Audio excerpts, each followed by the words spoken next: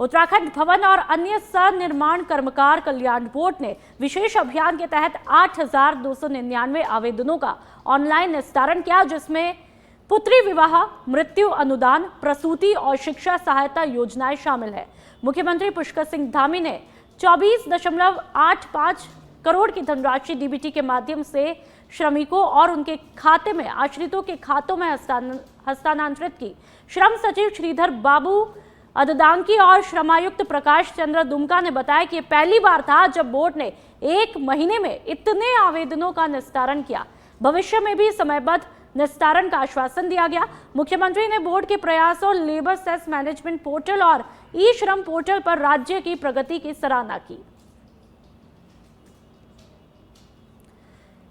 तो आपको बता दें कि एक खबर उत्तराखंड से, जहां पर श्रमिक उद्योग निस्तारण के निर्देश दिए गए और कई आवेदनों का ऑनलाइन जो है रजिस्ट्रेशन कराया गया। श्रमिक उद्योग समन्वय त्वरित समस्या निस्तारण के निर्देश उत्तराखंड में दिए गए हैं और 8,299 आवेदनों का रजिस्ट्रेशन लगभग हुआ है।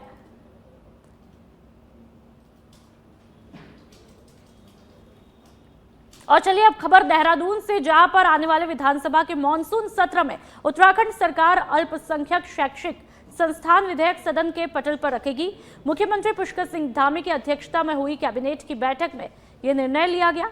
एक तरफ बीजेपी का कहना है कि इस अधिनियम से शैक्षिक गुणवत्ता के साथ ही अल्पसंख्यकों के संवैधानिक अधिकार भी सुरक्षित रहेंगे, तो वहीं प्रदेश के पूर्व मुख्यमंत्री यानी कि हरीश रावत ने सरकार की मंशा पर भी सवाल उठाए। उन्होंने कहा कि सरकार केवल नाम बदलने पर ही तुली हुई है। उन्होंने कहा कि नाम बदलने से कुछ नहीं होगा, सरकार को सोच बदलनी होगी।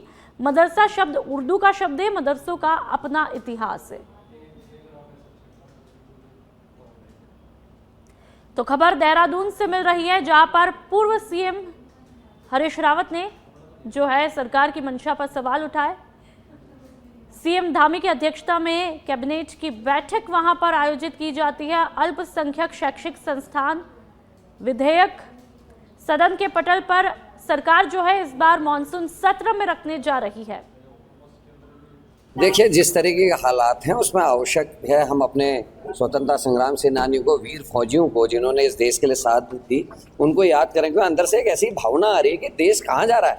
जिन्होंने अपनी जानें दी इस देश के लिए, उस देश को कि अच्छे के लिए उन्होंने जाने दी, हमारे लिए उन्होंने अपनी जाने दी, इस देश की सुरक्षा के लिए जाने। और जो देश के अंदर बैठे हुए गद्दार हैं वो देश के संग क्या कर रहे हैं। लोकतंत्र को खतरा आज हो गया, संविधान को खतरा हो गया है, चुनाव जैसे नहीं रहे हैं। तो इसलिए हम आए, हमने उनको श्रद्धांजलि दी है। अब हम गवर्नर साहब के पास। हाँ, जब देश के लोकतंत्र की हत्या हो रही है, जिस पंचायती राज व्यवस्था की रक्षा के लिए हमारा संविधान खड़ा है और जिस संविधान की रक्षा के लिए, देश की रक्षा के लिए हमारे बलिदानियों ने अपने प्राणों की आहुति देने का काम किया है, शहीद हुए हैं, तो जब वो खतरे में है तो इसलिए आज हम सही स्थल पर आए हैं। कह रहे हैं, हे शहीदों, ये क्या हो रहा है इस देश, इस प्रदेश के अंदर, किस तरीके से पंचायती राज की भावना को लूटने का काम, उसमें डकैती डालने का काम किया है।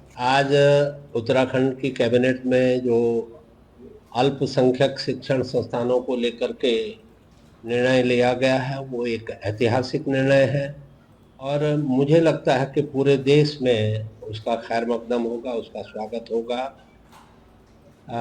जिस तरह से मुसलमानों को सिर्फ अल्पसंख्यक का दर्जा हासिल था, उसी तर्ज पे जहाँ पर जो अन्य समुदाय हैं, हमारे सिख भाई हैं, जैन हैं, बौद्ध हैं, उनको भी अल्पसंख्यक का दर्जा दे करके उनके शिक्षण संस्थानों में भी ये सुनिश्चित करना कि वहाँ पर गुणवत्ता युक्त शिक्षा। और चलिए अब खबर देहरादून से, जहां पर मुख्यमंत्री पुष्कर सिंह धामी की अध्यक्षता में राज्य सचिवालय में उत्तराखंड कैबिनेट की बैठक संपन्न होती है। बैठक में 19 अगस्त से भराड़ीसैंण विधानसभा में आयोजित मॉनसून सत्र में पेश होने वाले विधेयक और अध्यादेश के प्रस्ताव रखे जाते हैं। बैठक में निर्णय लिया गया कि विधानसभा सत्र में उत्तराखंड अल्पसंख्यक शैक्षिक संस्थान अधिनियम 2025 विधेयक लाया जाएगा। अभी तक अल्पसंख्यक शैक्षिक संस्थान का दर्जा केवल मुस्लिम समुदाय को मिलता था। प्रस्तावित विधेयक के अंतर्गत अब अन्य अल्पसंख्यक समुदायों जैसे कि सिख, जैन, ईसाई, बौद्ध और पारसी को भी ये सुविधाएं मिलेगी। तो देहरादून से खबर, जहां पर धामी कैबिनेट की बैठक होती है और उत्तराखंड राज्य अल्पसंख्यक शिक्षा विभाग का जो है गठन किया जाता है और इसके अलावा कैबिनेट बैठक में अहम विधेयकों पर भी मुहर लगती है। कई महत्वपूर्ण ये जो है विधेयक हैं जो कि बेहद वहाँ पर अलग अलग वर्गों के लिए, चाहे जैन हो या फिर ईसाई हो या बौद्ध हो, उनके लिए महत्वपूर्ण है। और विधानसभा के आगामी सत्र में जो ये विधेयक है वो लाया जाएगा। सत्र आरंभ होगा 19 तारीख से जयसेन का सत्र होगा। अच्छा, कोई विधेयक को लेकर के क्या क्या प्रस्ताव आ रहे? कई विधेयक है सब आपको, और विधेयकों को लेकर के सदन में चर्चा होगी, सरकार उनके पटल पर रखेगी और साथ साथ जो कई प्रत्यावेदन है उनको भी पटल पर रखने का काम किया जाएगा। मेट्रोलॉजिकल डिपार्टमेंट का अलर्ट भी है। और चलिए अब खबर देहरादून से। 19 से 22 अगस्त तक भराड़ीसैंण में मानसून सत्र आयोजित होगा, लेकिन उससे पहले भारी बारिश को देखते हुए देहरादून में सत्र आयोजित करने की संभावना जताई जा रही है। कैबिनेट मंत्री सौरभ बहुगुणा स्पष्ट करते हुए कहते हैं कि सत्र गैरसैंण में ही होगा। कैबिनेट में इसको लेकर कोई चर्चा नहीं हुई है, केवल विधेयक पर ही चर्चा की गई है। तो भराड़ीसैंण में मानसून सत्र आयोजित किया जाएगा। देहरादून में सत्र आयोजित करने की संभावना जताई जा रही है। कैबिनेट मंत्री सौरभ बहुगुणा ने इस पर बड़ा बयान भी दे डाला है। कहा गैरसैंण में ही ये सत्र आयोजित किया जाएगा।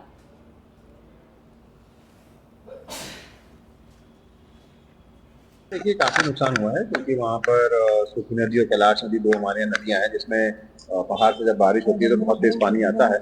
उसके कारण हमारे 13-14 गांव अभी जलमग्न हुए थे।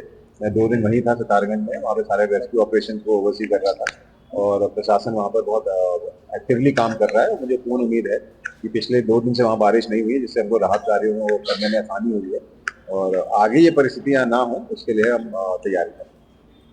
और चलिए अब खबर लोहाघाट से, जहां पर पूर्व बीजेपी विधायक पूरन सिंह फरत्याल की होटल में चंपावत पुलिस बिना सूचना और लिखित आदेश के छापा मारने पहुंचती है। पुलिस के होटल पर छापा मारने की सूचना मिलने पर पूर्व विधायक मौके पर पहुंच जाते हैं, जहां पर पूर्व विधायक फरत्याल पुलिस टीम पर भड़क जाते हैं और सीओ चंपावत शिवराज सिंह राणा से लिखित आदेश दिखाने की बात कहते हैं। पूर्व विधायक का कहना था कि अगर पुलिस को छापेमारी करनी है तो नियम कानून के तहत करें। तो लोहाघाट से खबर, जहां पर पूर्व बीजेपी विधायक की होटल पर छापा मारने पुलिस पहुंच जाती है और विधायक साहब वहां पर पुलिस टीम पर भड़क जाते हैं। पुलिस से लिखित आदेश दिखाने की बात कहते हैं। पूर्व बीजेपी विधायक की होटल पर छापा मारने पहुंची पुलिस। इन तस्वीरों में भी आप देख सकते हैं कि किस तरह से विधायक साहब जो है जैसे ही पुलिस छापा मारने पहुंचती है उन पर भड़कते हुए दिखाई देते हैं, गुस्सा करते हुए दिखाई देते हैं और साफ तौर पर कहते हैं कि जो भी आदेश है वो लिखित में लेकर के आए। तो लोहाघाट से ये खबर मिल रही है, जहां पर एक पूर्व विधायक की होटल पर छापा पड़ता है। अब खबर पौड़ी से, जहां पर प्रसिद्ध कंटोलिया मंदिर में वार्षिक पूजन और भंडारे का आयोजन बड़े ही धूमधाम के साथ में किया गया। इस आयोजन में बैंजवाड़ी और आसपास के ग्रामीणों ने बढ़ चढ़कर भाग लिया। मंदिर समिति के पदाधिकारी मनवार नेगी ने बताया कि कंटोलिया मंदिर क्षेत्र का एक प्राचीन और आस्था से जुड़ा स्थल है।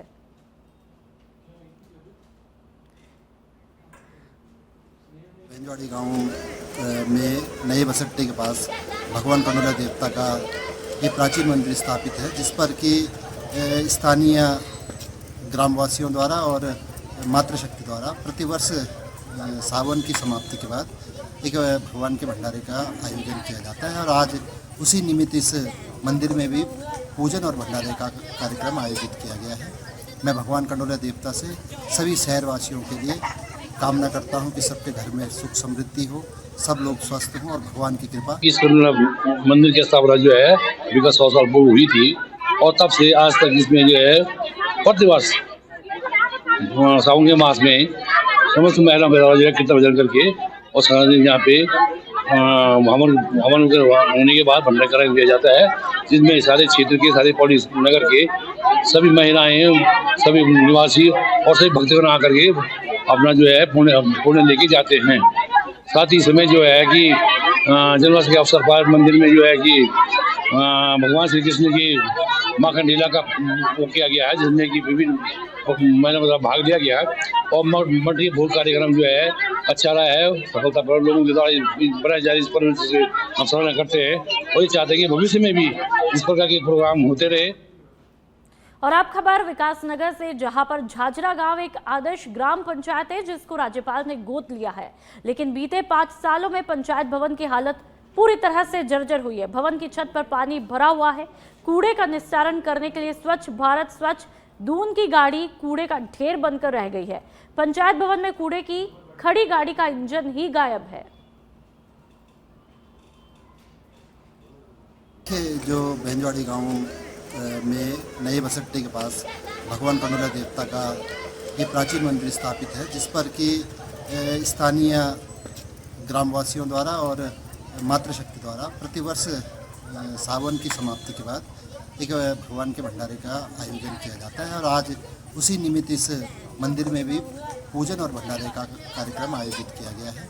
मैं भगवान कंडोला देवता से सभी शहरवासियों के लिए कामना करता हूं कि सबके घर में सुख समृद्धि हो, सब लोग स्वस्थ हों और भगवान की कृपा। और चलिए अब खबर देहरादून से। राजधानी देहरादून में रात से ही झमाझम बारिश हो रही है।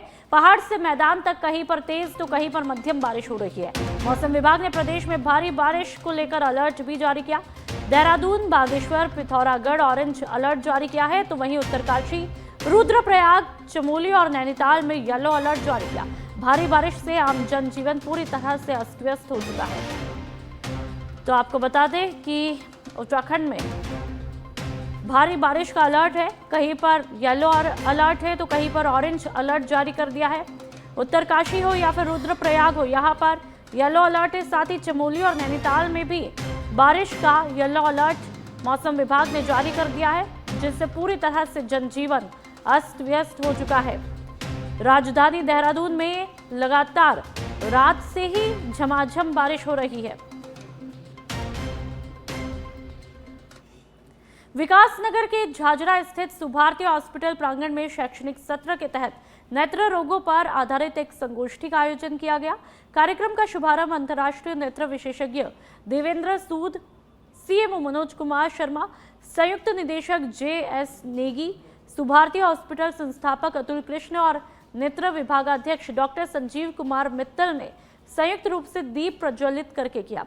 मुख्य वक्ता देवेंद्र सूद ने संगोष्ठी में 15 विषयों पर विस्तार से चर्चा की और उपस्थित लोगों को विभिन्न नेत्र रोगों के प्रति जागरूक किया गया।